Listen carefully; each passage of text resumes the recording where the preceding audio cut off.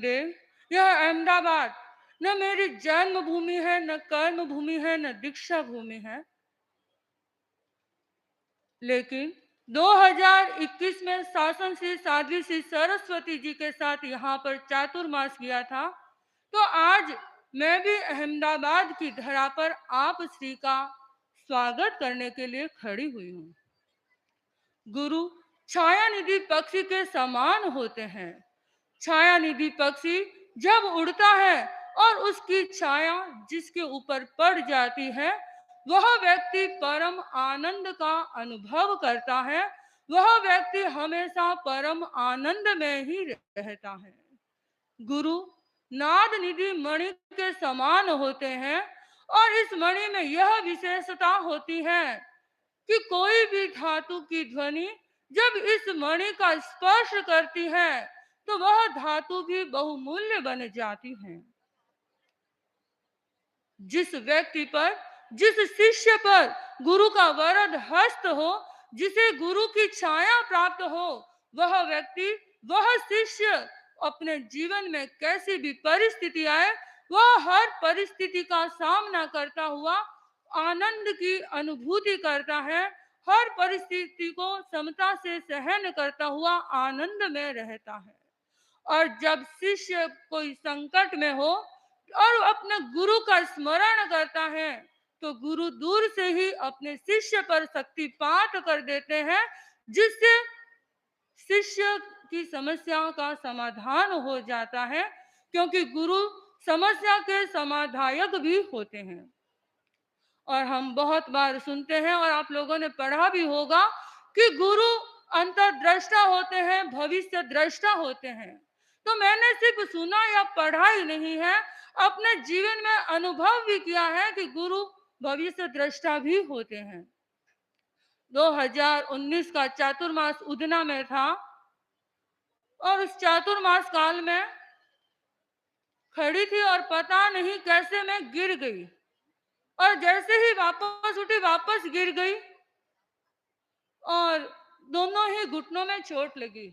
2-4 दिन बाद डॉक्टर को दिखाया और डॉक्टर ने कहा कि आपके घुटने की गादी फट गई है और आपको ऑपरेशन करना पड़ेगा और तुरंत ही ऑपरेशन करना होगा। और डॉक्टर ने अपने हिसाब से तारीख भी लिख दी और कहा कि आप अपने गुरु की आज्ञा मंगा लीजिए। तो प्रभु, मेरी इच्छा नहीं थी कि मैं सूरत में ऑपरेशन कराऊं। तो मेरी इच्छा थी कि जहां पर पहले एक घुटने का ऑपरेशन बॉम्बे में हुआ है, उसी डॉक्टर को दिखाकर वहीं पर वापस ऑपरेशन कराने की इच्छा थी। तो मैंने आप श्री से निवेदन कराया और ऑपरेशन की अनापत्ति मांगी। तब आप श्री का संदेश प्राप्त हुआ कि बॉम्बे जाकर एक बार डॉक्टर को दिखा दिया जाए और जब जो डॉक्टर कहे वो हमें सूचना मिल जाए, हमें सूचित कर दिया जाए। बॉम्बे गए और डॉक्टर को दिखाया। डॉक्टर ने कहा कि गद्दी फटी हुई है, लेकिन पाँव में कुछ प्रॉब्लम है, इसके कारण ऑपरेशन नहीं हो सकता। तो गुरु पहले ही जानते थे कि अभी ऑपरेशन नहीं होगा।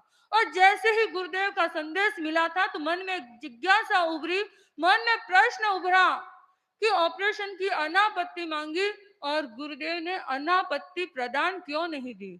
गुरुदेव का सिर्फ संदेश आया कि वहां पर डॉक्टर को दिखाया जाए और फिर मन में आया कि जैसे गुरु की आज्ञा। और जैसे ही डॉक्टर ने यह बोला कि ऑपरेशन नहीं हो सकता, और उसी समय आया कि गुरु भविष्य दृष्टा होते हैं और वो जानते हैं कि आगे अरे क्या होने वाला है, अभी इसके ऑपरेशन नहीं होगा, और इसीलिए गुरुदेव ने अनापत्ति प्रदान नहीं की थी। तो प्रभु, आज आपके अभी हमने कोबा में आपके 9 वर्षों से दर्शन किए हैं। हमें नजदीक का सानिध्य प्राप्त नहीं होता, लेकिन आप हम दूर से ही इतना शक्तिपात करते हैं, हमारे में इतनी शक्ति प्रदान करते हैं, क्योंकि इन 9 वर्षों में अनेक शारीरिक कठिनाई आई, अनेक कष्ट आए, और उन कष्टों को मैं समता के साथ सहन कर सकी। वो सिर्फ गुरु कृपा का ही प्रसाद था। यदि गुरु की शक्ति नहीं होती, यदि गुरु वहां से शक्ति संप्रेषित नहीं करते, तो मैं उस समस्या जो थी, शारीरिक कठिनाइयां थी, उन कठिनाइयों को मैं पार नहीं कर सकती। प्रभु, आज मैं अत्यंत आनंद का और अपने आप को अत्यंत ही गौरवान्वित भी महसूस करती हूँ कि मुझे मुख्य मुनि प्रवर व साध्वी वर्या जी के साथ में दीक्षित होने का अवसर प्राप्त हुआ। तो जब जिस समय आपने यह पद प्रदान किया, उस समय हम साक्षात वहां पर उपस्थित नहीं थे। आज हम साक्षात यहाँ पर हैं। तो आज मैं मुख्य मुनि प्रवर और वह साध्वी वर्या जी का हार्दिक स्वागत और अभिनंदन करती हूँ।